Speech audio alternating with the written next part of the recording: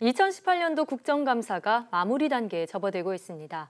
오늘 과학 돋보기에서는 과학기술 분야 국정감사의 주요 쟁점들을 짚어보겠습니다. 네, 한국과학기술기획평가원 김상선 원장님 나오셨습니다. 안녕하세요. 안녕하세요. 네, 이번 국정감사 때문에 원장님도 좀 바쁘셨을 것 같은데요. 네. 이번 과학 분야의 국정감사 어떤 일정으로 진행됐나요? 국정감사는 아시다시피 이제 국회가 행정부의 국정 운영이라든가 예산 집행 전반을 보는 건데요. 네.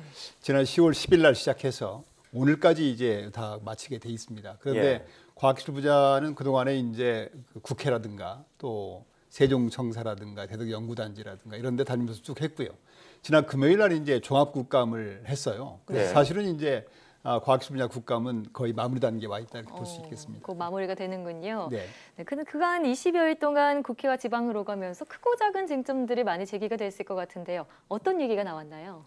과학기술 전반에 대해서 다 다른 것 같아요. 네. 예를 들어서 뭐 기관 운영이라든가 또 국가 R&D에 대한 어떤 효율적인 이용 증진이라든가 또 뭐 노벨상 문제라든가 또 과학기술 인력 문제라든가 뭐 연구윤리 문제 조금 많이 거론됐지 않습니까? 네. 또 뭐 남북 과학기술 협력 그런 문제들이 아마 전반적으로 다 논의가 된 것 같습니다. 네. 예, 그렇군요. 흔히 국정감사를 생각하면 뭐 호되게 질책하거나 뭐 그렇죠. 그런 좀 무거운 분위기가 진행되는 걸로 알고 맞아요. 있는데 이번 국정감사는 좀 분위기가 달랐다고요. 네, 그러니까 감사라는 게 원래 잘못된 걸 지적하는 게 주로 중점을 두기 때문에 지금 말씀하신 것처럼 뭐 호통치고 질타하고 그런 모습이 많이 보이는데 과학기술정보통신위원회에서 물론 그런 면도 있었지만 좀 특징이 있다면 금년에는 좀 우수한 기관, 우수한 성과를 도출해서 이렇게 장려하고 칭찬해주는 그런 모습이 많이 보였어요. 네. 근데 사실 아시다시피 과학기술은 이제 과학기술자가 하는 거기 때문에 이렇게 과학기술인들의 사기를 높여주는 이런 것들은 저는 굉장히 바람직한 일이라고 보고 앞으로도 아마 이 좀 과학기술 국감은 좀 이렇게 이런 것도 많이 있었으면 좋겠다 이런 생각을 해봅니다. 네. 자, 좀 더 구체적으로 얘기를 나눠보면 내년도 과학기술 분야 R&D 예산이 20조 원을 돌파했죠. 그렇죠. 네. 이 예산이 제대로 쓰이고 그 효력을 잘 발휘하기 위해서 어떤 의견들이 나왔나요? 어떻게 보면 가장 중요한 이슈죠. 말씀하신 것처럼 내년도 이제 정부가 지금 제출한 예산안에 따르면 20조 4천억에서 20조씩가 되는데 어떻게 예산을 잘 써서 효율을 높이느냐 중요하지요. 맞습니다. 여러 가지 이슈들이 제기가 됐는데 특히 많이 제기된 문제가 평가제도. 그래서 평가를 뭐 성공 실패 이런 것보다는 연구 성과가 어떻게 확산되고 실용화되고 또는 뭐 연구하는 도중에 어떤 애로사항이 있는지 그런 것들을 좀 컨설팅하는 그런 중심으로 바꾸는 게 좋겠다. 양적인 평가보다는 좀 질적인 평가로. 그래서 관련해서 이제 또 기관 평가라는 것도 하는데 기관 평가도 지금 3년 주기로 돼 있던 것을 정부에서 이제 5년 주기로 늘려서 너무 단기 위주로 가지 않고 조금 시간을 가지고 큰 성과를 내자 이렇게 지금 바꿔가는 추세고요. 또 거론된 것들이 이제 대형 연구 장비. 연구 장비가 잘 공동 활용이 잘 안 돼요. 그래서 이제 어떻게 하면은 연구 장비가 공동 활용을 통해서 그 운영의 효율을 높일 수 있느냐 이런 문제들이 많이 제기가 됐고요.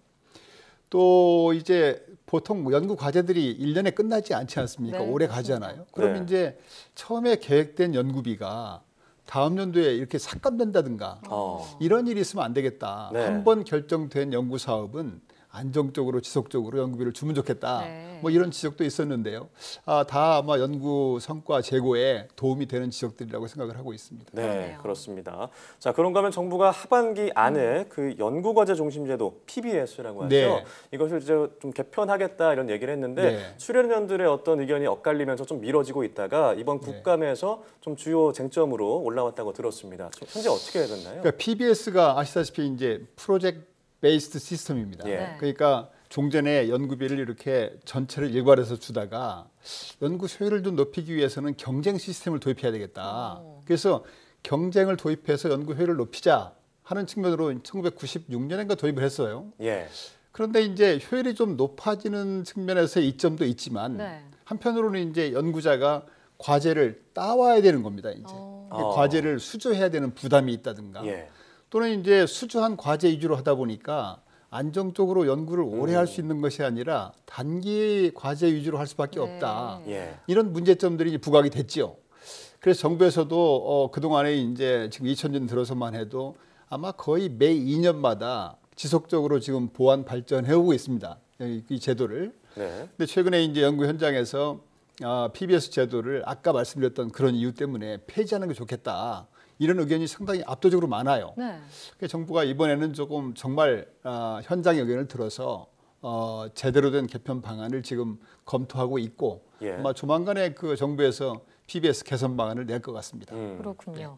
자, 그런데 단기나 소형 프로젝트에 매달리게 됐는 게 이 PBS의 본래 취지랑 좀 어긋난다. 이런 현장의 목소리도 좀 나왔다고요. 그렇죠. 그래서 이제 아마 이상민 의원님실에서가 그쪽에서 좀 조사한 결과에 따르면은 폐지하는 쪽이 유지하는 쪽보다 압도적으로 의견이 많이 나왔어요. 아, 그래요? 근데 물론 이제 현장의 의견이 다 옳은 것만은 아니죠. 그렇죠. 그래서 이제 그런 현장의 의견들을 잘 귀를 기울여서 네. 현재 나와 있는 각종 문제점들을 잘 반영을 해서 아마 제도 개선 방안을 마련해서 발표할 것 같습니다. 네. 네. 자, 그런가 하면 연구인재 육성과 관련한 방안도 다루어졌다고요? 네. 그러니까 이제 과학기술하면은 제일 중요한 게 투자고 네. 두 번째가 이제 인력이고 그다음에 장비 보통 얘기를 하는데 인력 문제 참 중요하지요. 네.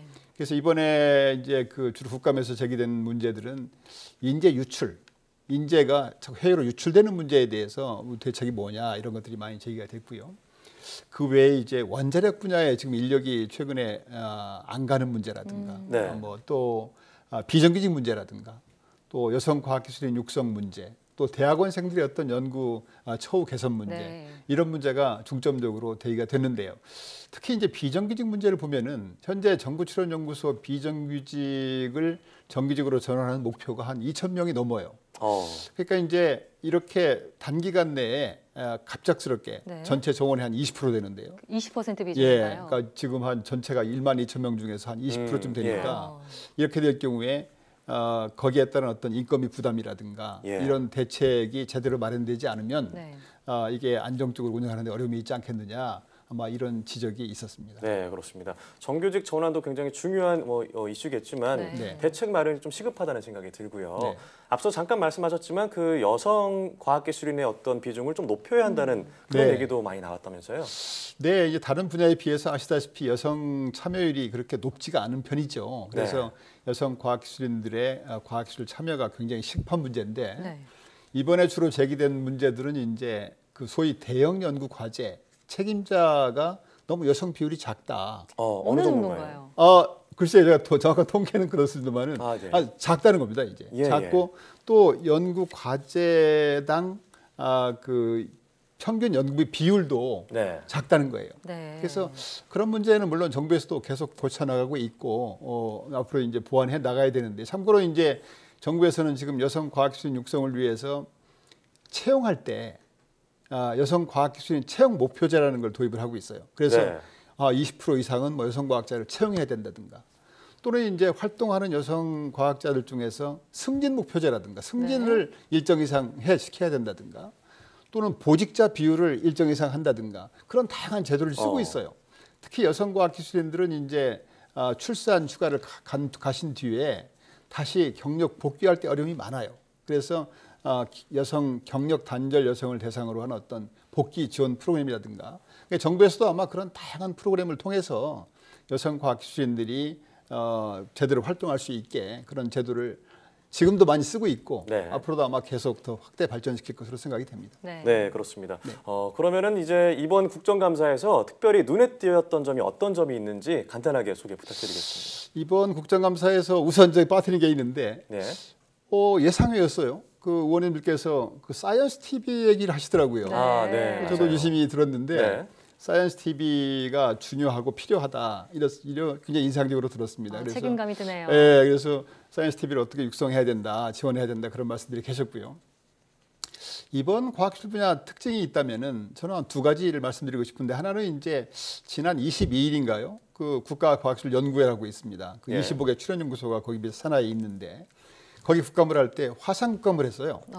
그래서 직접 이렇게 화상으로 국감을 하는 거지. 네, 직접 참가하지 않고요. 그래서 저는 인상적이었던 것이 아시다시피 지금 세종청사라든가 서울청사라든가 또 지방의 혁신도시 그래서 이 업무를 위해서 출장이 잦을 수밖에 없는데 각종 회의를 위해서 이렇게 오가는 기회비용들이 참 많아요. 그래서 우리가 아마 이런 어떤 지방화 시대를 맞이해서 이번에 화상회의 시스템처럼 업무 일하는 방식을 바꿔야 되겠다. 그래야 국정 전반의 효율이 높아지지 않을까 싶어서 네. 앞으로도 아마 이런 화상 국감뿐 아니라 화상 회의 시스템들은 대폭 활성화시켜야 되겠다는 생각이 들고요.